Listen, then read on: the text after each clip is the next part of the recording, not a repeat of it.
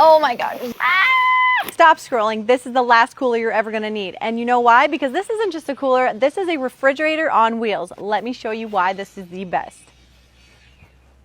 The Bodega has a dual climate setting and it has 2 doors open for each side. This has a LED light on both sides, so when you're grabbing those drinks or that food late at night, you don't have to worry about what you're grabbing.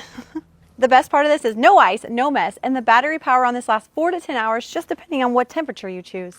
And before you go, this cooler holds over 100 cans of soda or Red Bull and over 30 bottles of wine.